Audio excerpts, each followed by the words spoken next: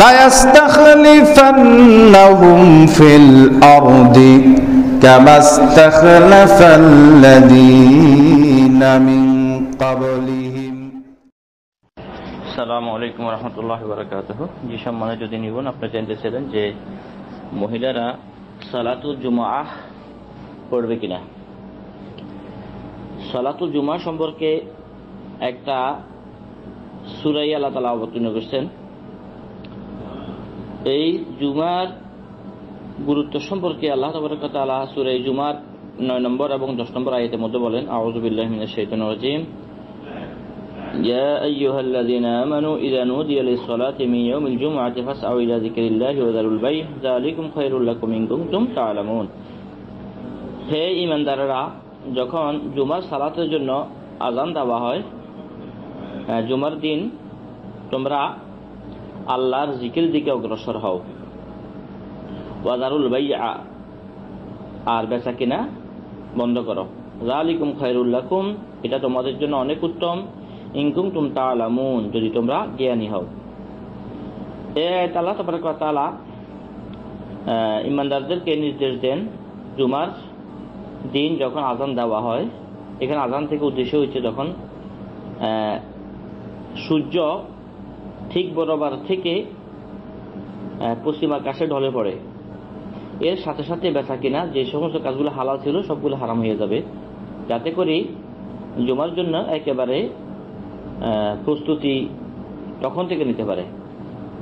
যদি কোনো প্রতিবন্ধকতা সৃষ্টি হয় তখন এটা হারাম হয়ে যাবে, যেমন বেচা কিনা ইত্যাদি বা অন্যান্য কাজকর্ম, এগুলা জুমার দিকে যাইতে যদি নাকি প্রতিবন্ধকতা সৃষ্টি করে তখন সমস্ত কাজকর্ম, সকল ব্যবসা বাণিজ্য বা অন্য কোনো কাজ কারবার সবগুলো হারাম হয়ে যাবে।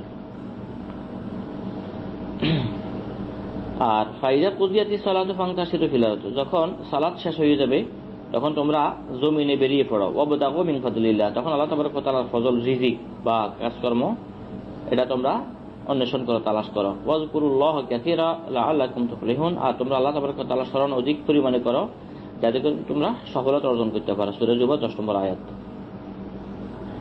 এই আয়াতের দ্বারাই জুমা মুমিনদের উপর ফরজ করা হয়েছে। এখানে প্রশ্ন হলো, মহিলাদের উপর জুমা ফরজ কিনা। ইত্তাফাক আহলুল ইলমি আলা আন্না সালাতাল জুমআতি লা তাজিবু আলান নিসা, উলামায়ে কেরাম একমত যে জুমার সালাত মহিলাদের উপর ফরজ না। ওয়া ইন্নাহুন্না ইউসাল্লিনা ফি বুয়ুতিহিন্না আয-যুহর আরবান ইয়াউমুল জুমআহ, তাদের কর্তব্য হচ্ছে ঘরের বাড়িতে তারা জুমার দিনও 4 রাকাত জোহর সালাত আদায় করবে, 4 রাকাত ফরজ হিসাবে। সুন্নত নফল আগে পর অবশ্যই আছে।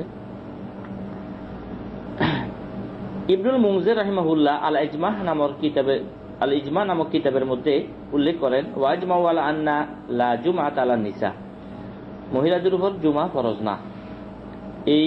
এই মাসালার উপর দলিল হচ্ছে তারিক বিন শিহাব রাদিয়াল্লাহু তাআলা আনহু থেকে নবী সাল্লাল্লাহু আলাইহি ওয়াসাল্লাম ইরশাদ করেন, আল জুমআতু হাক্কুন ওয়াজিবুন আলা কুল্লি মুসলিম ফি জামাআতিন ইল্লা আরবাআহ, সালাতুল জুমআ ফরজ হচ্ছে প্রত্যেক মুসলমানের উপর জামাতের সাথে, তবে 4 ধরনের ব্যক্তির উপর জুমা ফরজ নয়। আবুদুন মামলুকুন, কারো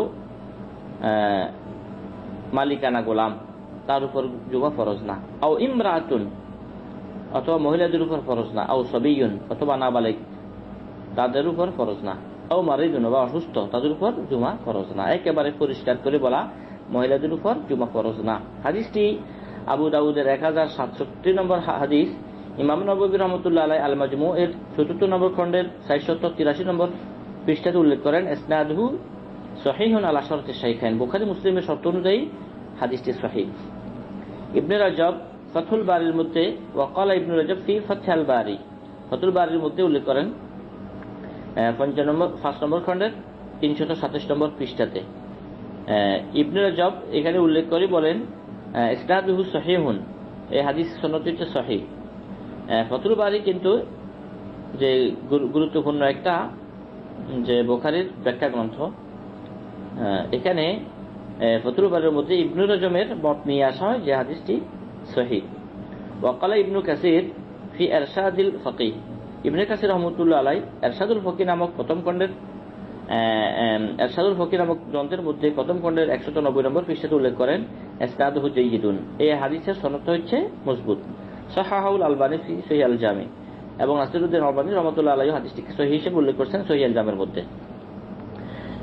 ফতোয়া লাজনাতুদ দায়মা 7 নম্বর খণ্ডের 337 নম্বর পৃষ্ঠাতে উল্লেখ করেন ইজা সালাতিল মারাতুল জুমআতা মা ইমামিল জুমআ, কোন মহিলা যদি নাকি জুমার দিন জুমার সালাত জুমার ইমামের সাথে আদায় করেন, কোন মহিলা জুমার দিন জুমার সালাত আদায় করেন কোন জুমার ইমামের পিছনে, কাফাতহা আনি যোহরে, তাহলে যোহর থেকে এটা যথেষ্ট হয়ে যাবে, অর্থাৎ তার জুমাটা পড়াটা জায়েজ হবে। ফালা ইয়াজুজু লাহা আন তুসাল্লিয়া যোহর যালিকাল ইয়াউম, যদি ইমামের পিছনে জুমা পড়ে কোনো মহিলা তাইলে তার জন্য আবার বৈধ হবে না, সে 4 রাকাত যোহর আলাদাভাবে পড়বে। আম্মা ইন সাল্লাত ওয়াহদাহা ফালাইসা লাহা আন তুসাল্লিয়া ইল্লা যোহরান, যদি মহিলা আলাদা পড়তে চায় তাহলে সে 4 রাকাতই পড়তে হবে যোহর, ওয়ালাইসা লাহা আন তুসাল্লিয়া জুমাতান, সে একা জুমা পড়তে পারবে না। ওয়াল আফজালু লিল মারআতি আন তুসাল্লিয়া ফি বাইতিহা যোহরান, জুমার দিন মহিলা জমাতে গিয়ে মসজিদে গিয়ে জুমা না পড়ে ঘরে 4 রাকাত যোহর পড়া সে তার জন্য সেটা উত্তম। এটা রাসূল সাল্লাল্লাহু আলাইহি ওয়াসাল্লামের একটা ব্যাপকতা, একটা হাদিস, ওই হাদিস থেকে নেওয়া, লা তামনাউ নিসাআকুম আল মাসাজিদা, তোমরা মহিলাদেরকে মসজিদে যেতে বারণ করবে না। অর্থাৎ কোন মহিলা যদি নাকি মসজিদে যেতে চায়, স্বামীর কাছে অনুমতি চায় বা অভিভাবকের কাছে অনুমতি চায়, তাহলে অবশ্যই তাকে বাধা দিতে পারবে না। তবে রাসূল সাল্লাল্লাহু আলাইহি ওয়াসাল্লাম আলাদাভাবে মহিলাদেরকে বলেন ওয়া বুয়ুতুহুন্না খায়রুল লাহুন্না, মহিলাদের জন্য উত্তম হচ্ছে ঘরে সালাত আদায় করা। হাদিসটি আবু দাউদের মধ্যে 567 নম্বর হাদিস, হাদিসটি সহিহ আলবানী নাসিরুদ্দিন আলবানী রাহমাতুল্লাহ আলাইহি সহিহ আবু দাউদের মধ্যে উল্লেখ করছেন। এই হাদিস দ্বারা বোঝা গেল মহিলারা ঘরে যদি জুমার দিন জোহর পড়ে সেটা তাদের জন্য উত্তম হবে। তবে যদি নাকি জুমার জন্য মসজিদে যায় তাহলে তাদেরকে বাধা দেওয়া যাবে না, এটা রাসূল সাল্লাল্লাহু আলাইহি ওয়াসাল্লাম থেকে এটা অনুমোদিত। প্রাসঙ্গিক কথা বলে লিখতে হবে যে সালাতুল ঈদাইন, ঈদুল ফিতর ঈদুল আজহাটা ভিন্ন, অর্থাৎ মহিলাদের জন্য হায়েজ অবস্থায়ও ঈদগাহে উপস্থিত হওয়ার জন্য রাসূল সাল্লাল্লাহু আলাইহি ওয়াসাল্লাম আলাদা নির্দেশ আসছে, যেটা হাদিসটা সহিহ। তাই জুমার এবং সাধারণ সালাতগুলো মহিলাদের জন্য জুমার দিন জোহর পড়া ঘরের মধ্যে বা অন্যান্য দিন 5 ওয়াক্ত সালাত ঘরের মধ্যে পড়াটা উত্তম, যদি যেতে চায় এটা বাধা নেই, জমাতে সওয়াব অবশ্য পাবে। আর ঈদগাহের যাওয়াটা মহিলাদের জন্য ওয়াজিব, এটা আলাদা একটা সহিহ হাদিস দ্বারা সুপ্রমাণিত, তাই ওইটার মাসালাটা ভিন্ন। তবে মহিলারা 5 ওয়াক্ত সালাতে বা জুমাতে বা ঈদগাহে যেতে গেলে কতগুলো শর্ত তারা মেনে নিতে হবে। ওয়াজিব হচ্ছে তাদের জন্য যে আনতাবতাইদা আনিত তিবি ওয়াজ জিনা, সুগন্ধি থেকে তারা দূরে থাকতে হবে, এবং যে অলংকার যে সমস্ত পোশাক পরলে তাদের প্রতি আকর্ষণ সৃষ্টি হয় এগুলো থেকে তারা দূরে থাকতে হবে।